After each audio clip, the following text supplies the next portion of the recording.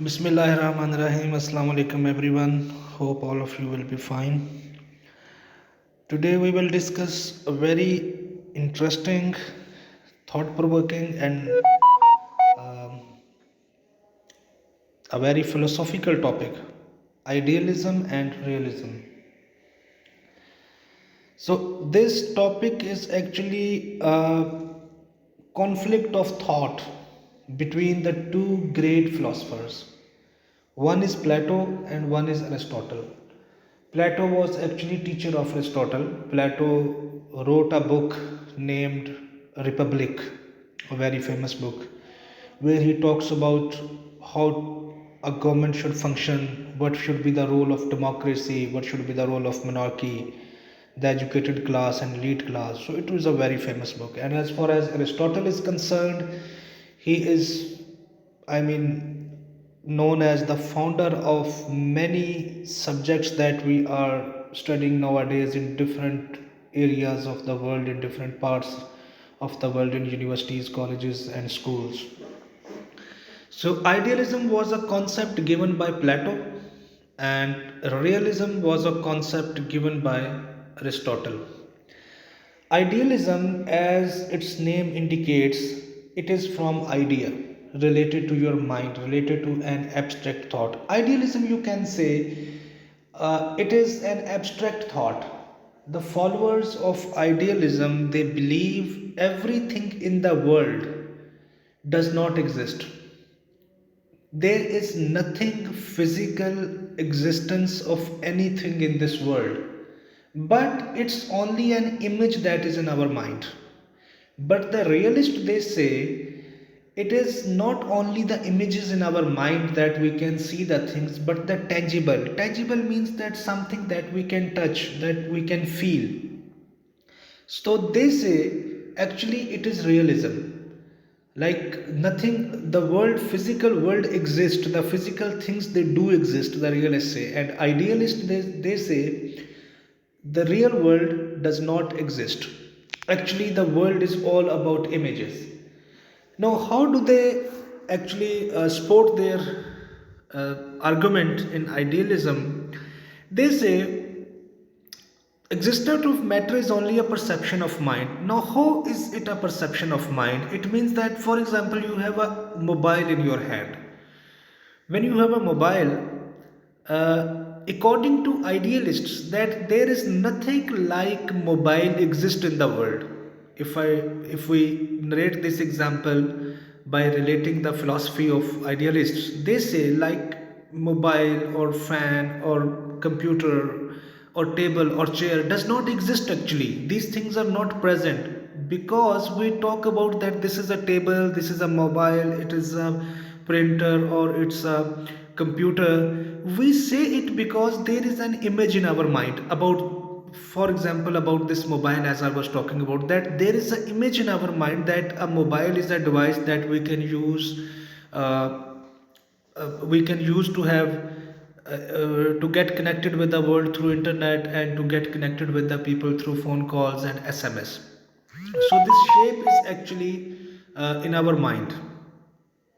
What they say, this shape is actually in our mind, and that image only is the real existence of the world. Otherwise there is nothing. Matter does not exist, any solid thing. For example, a building is in front of you, the houses, the cars, roads, trees, everything.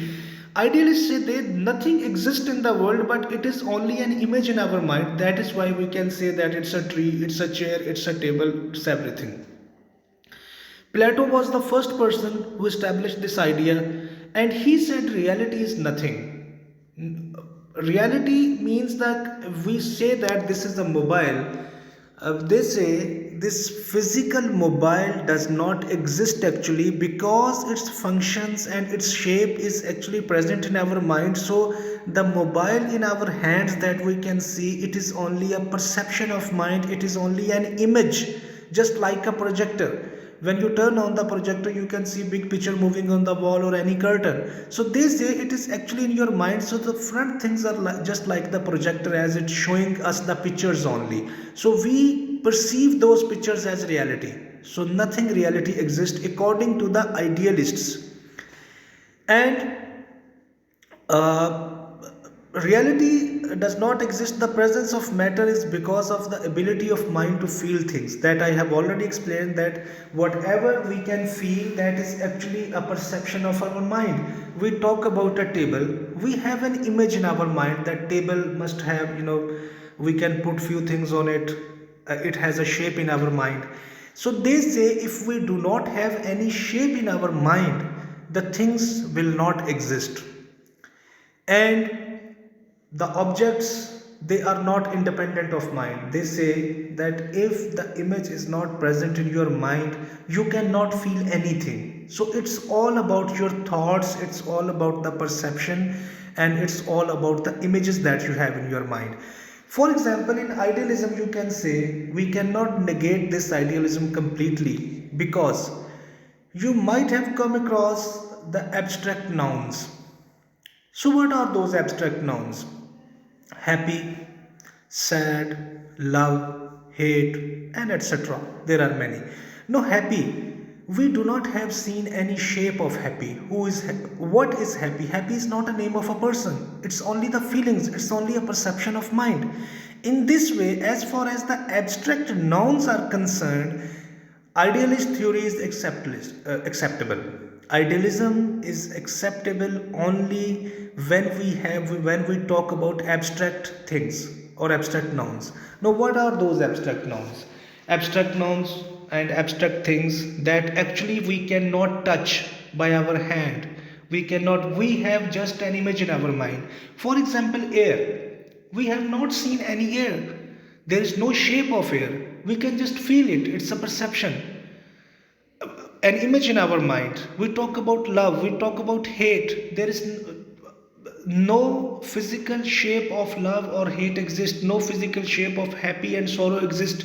These are only the feelings, these are the abstract thoughts. So idealism is only can be applied only to the abstract thoughts. Keep in your mind, we cannot negate this idealism completely, because as we talk about its definition, it's quite clear that when they say it's only a perception of mind, even if my mind or anyone's mind is not working, still the tree will remain a tree, still again the table will remain a table, even if we can feel it or not. If we can have an image in our mind, for example, a person who is mentally insane, so he does cannot distinguish between the things.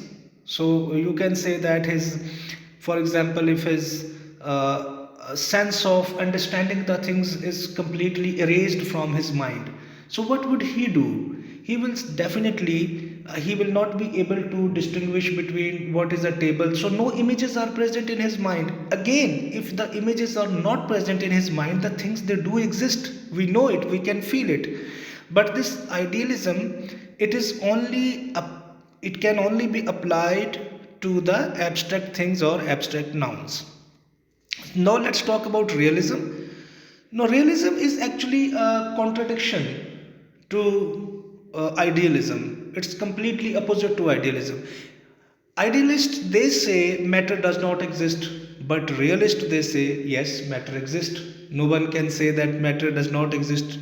Without matter, there is nothing like perception of mind. They believe, realists, they believe that yes, when we look at the things, a perception comes into our mind, and then we name it, and then we start thinking over it. But they say even if we do not think about it, even if we do not have any image of we have not seen any mountain filled with snow, if we have not seen any picture, someone if not any seen any picture, not visited any hilly area, then what? It does not mean that the mountains, they do not exist. They do exist, whether we have image in our mind, whether we do not have image in our mind or perception in our mind. So the things, they physically do exist. And yes, this idea is very acceptable for the world. Idealism is rejected because of the extreme thought. They say everything is abstract, so everything is not abstract. The physical things, they are present according to realists. So realism theory is more acceptable. This realism school of thought or realism theory, it is more acceptable. It was Aristotle who established this idea, and as I told you that the presence of matter is not dependent upon your mind. And yes, it is true. Many a times I can give you an example that can negate idealist theory. Sometimes, whenever you watch National Geographic Special or any other channel, uh, those who dive in the oceans with cameras and with oxygen cylinders, they go there to understand the lives of the living organisms that are at the bottom of the oceans. So when they go there, they find out new species of fish, they find out new things. So those new things, before they were discovered, they do exist. Their existence was there, that is why they are discovered. So, like we find, I have personally seen, a fish that is a very beautiful, very colored fish. It has two, three, four, five colors. So, before that, no one has seen that. No one could have an idea that fish can be of different colors. Once they discovered it, so an image came into our mind that this is a colored fish, or I actually forgot the name of the fish, but it's very beautiful. So the idea, the purpose to tell you this example is to find out that yes, the things they do exist. You go somewhere, you come across many things. For example, these inventions of new things, the bulb. When it was invented, before that there was no idea of bulb in our mind. There was no perception of bulb, or no perception of tube light, no perception of fan or air conditioner, anything. So as they were invented, the pictures they came into our mind, the things they keep moving on. These were not only the perceptions, these were not only the images, they were the physical things that they are present. So realists, they say the real things, they are present in the world, and this idea is very acceptable. That is why most of almost all the scholars, all the philosophers, they believe realism is more acceptable school of thought instead of idealism. Then we have universe is independent of ideas. They say universe is dependent on ideas, but the realists, they say the universe or this world or everything, it is not dependent on our mind. If a person who is living in a village, he doesn't have any perception of tall buildings, he doesn't have any perception of androids, he doesn't have any perception of internet or YouTube or Google or anything, the one who is uneducated, again, then it doesn't mean if it is not in his mind, the things do not exist. The things do exist. There are many things that we have not seen personally, but they do exist. When they come in front of us, then an image starts building up in our mind. Then we have the Darwin's theory, sorry, negates idealism. His theory was that evolution happiness happens by natural selection. Individuals in a species show variation in physical characters. As a consequence, those individuals must, suited to their environment, survive, and give enough time, the species will gradually evolve. So this was Darwin's theory. All of you know that the survival of the fittest. Again, he said this process of evolution. The process of evolution is not a perception of mind. The process of evolution is the reality. For example, the first organisms, they had the capability to reproduce new organisms, and then the survival of the fittest, that those living things that are physically fit, they will survive, others will be eliminated. So from a child is born, after that becomes adult, becomes young, then middle age, then old age. These are not only perceptions of mind, these are the realities. So Darwin's theory actually supports realism, and it clearly, bluntly negates idealism. So philosophy of idealism is not does not exist according to most of the philosophers, but its existence is only to abstract feelings that I told you earlier, like pain. The word pain, like I have pain in my finger or I have pain in my foot. So what does it mean?